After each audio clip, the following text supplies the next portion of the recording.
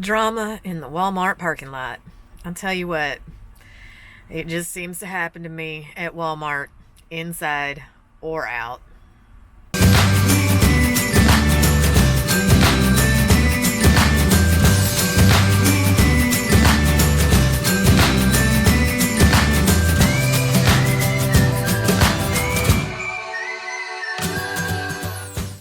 Alright, so my main thing that I want to impart to you, discuss with you, is WallyDocking, otherwise known as overnighting in Walmart parking lots. As I'm sure you're all aware, there are I don't know the percentage, of Walmarts in America where you can overnight in their parking lots. Like, you are not supposed to show up and put out your freaking slides and your damn awning and your barbecue and your chair. No. You're supposed to pull in there at night. You're supposed to go to bed. You're supposed to get up and roll the hell out. Okay? That's it. So last night, I did my second WallyDocking experience. My first one was great. My first one was no problem. Last night was...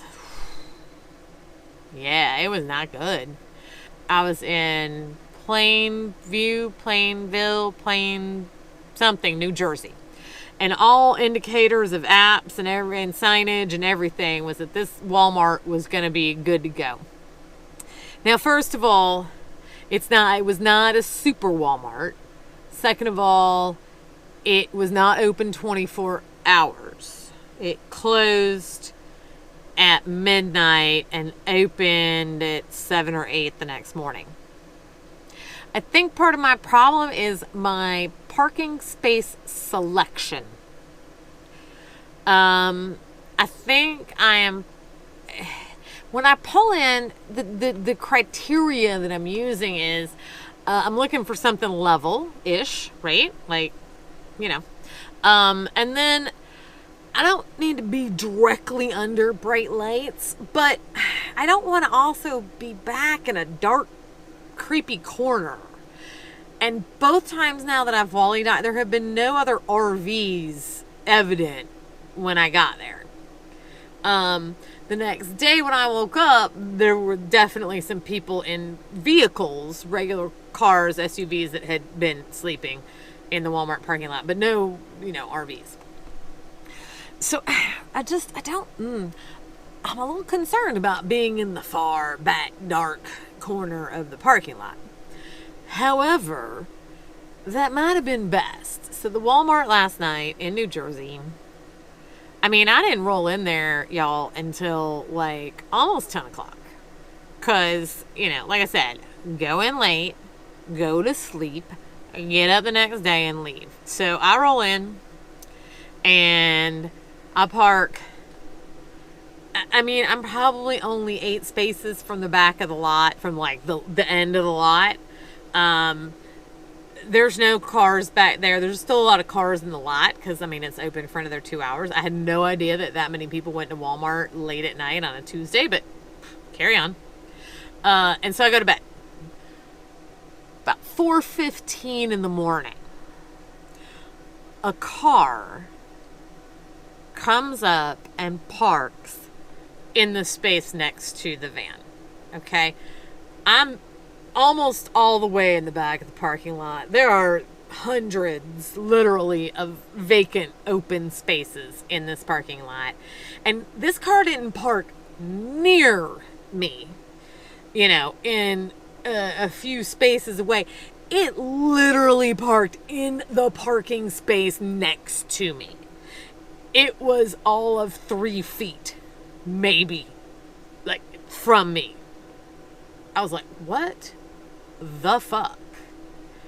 And then another car pulls up. So, like, I'm backed in. The car's sitting here. And then another car comes and pulls up with its headlights into my windows from the driver's side. Like, not even parking properly in parking spaces. So now, obviously, what I know is that these cars are using my large vehicle to shield themselves from the cameras in the parking lot. Look, if you want to do drugs in your car, you want to have sex in your car, well, I don't give a damn. I don't care. I really, really don't. You do you. But don't use my vehicle to shield you, and like don't park within 2 feet of it. So now I am like, I definitely have to go, right? Like there are, defensive items in hand. I got like all, like I was dressed, I got up, I got into and I had purposely like left the driver's seat facing forward, locked everything just in case I needed to go somewhere in a hurry. Important safety tip. So I took shades out of the passenger window and I lowered the windshield shade. And mind you, now at this point it's 4:30 a.m.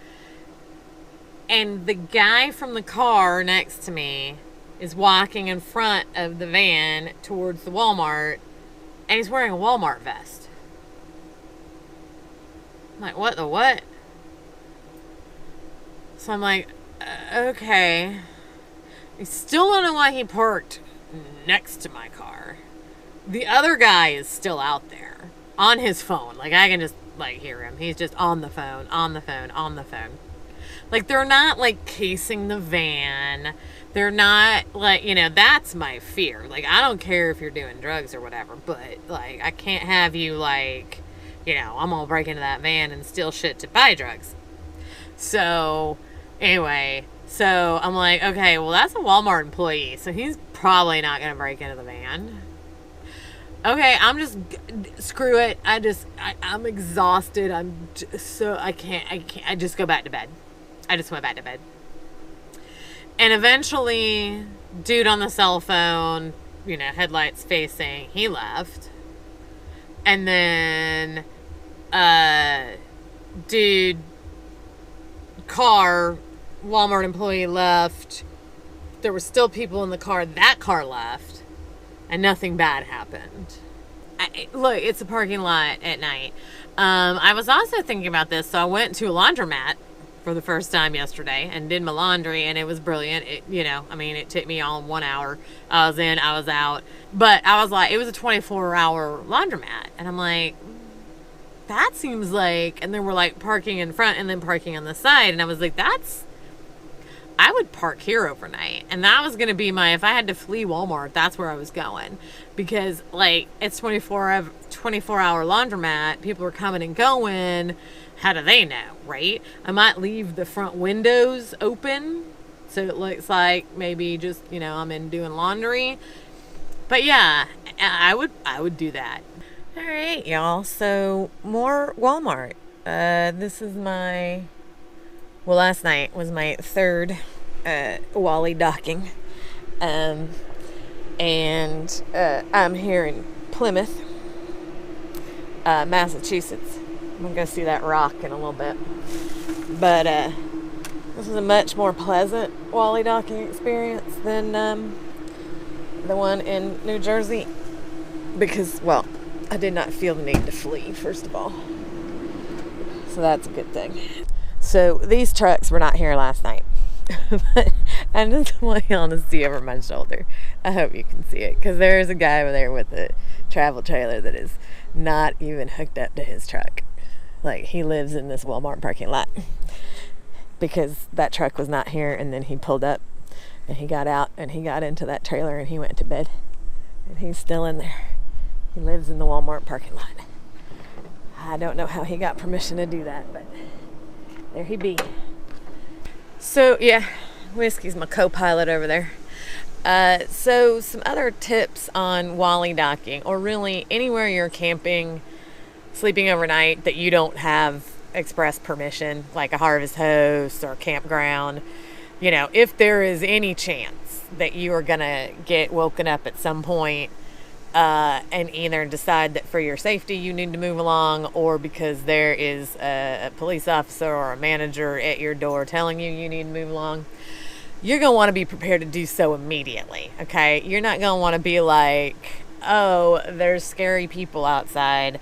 let me now, collect all my things and close all my cabinets and flip my seat around and, put my awning in. And no. So when I go to bed, like last night in the Walmart parking lot, like my driver's seat was turned around.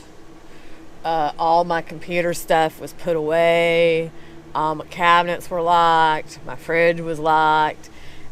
Basically, the only thing I would have had to have done to drive away immediately was pull the shades out the windows and start the car.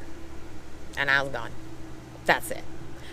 So yeah, I'm still WallyDocking, still a believer in the Walmart parking lot. Don't let one bad experience dissuade you. That is just part of life on the road. Things are going to happen, and it turned out fine, and all was well. But sometimes there's just not a Walmart available for whatever reason. And not a Harvest Host available, which of course is my free overnight of choice.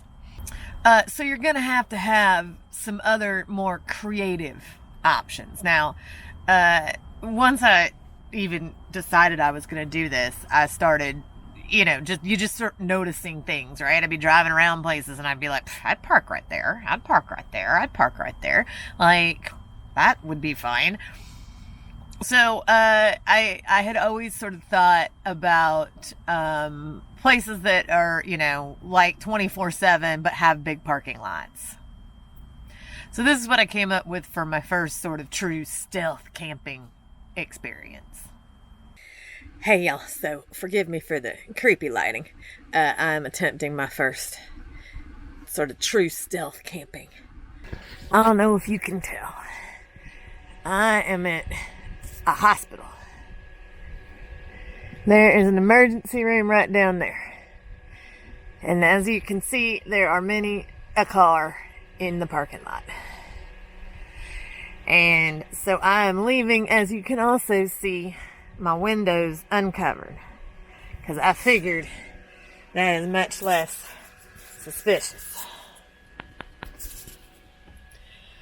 So I tried to do all my things before I got here. Like, get my sleeping clothes on, get the dog taken out, put my bed down, all the things, so that when I got here, all I had to do was get into bed.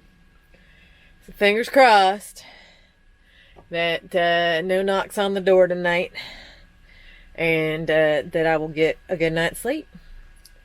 We shall see.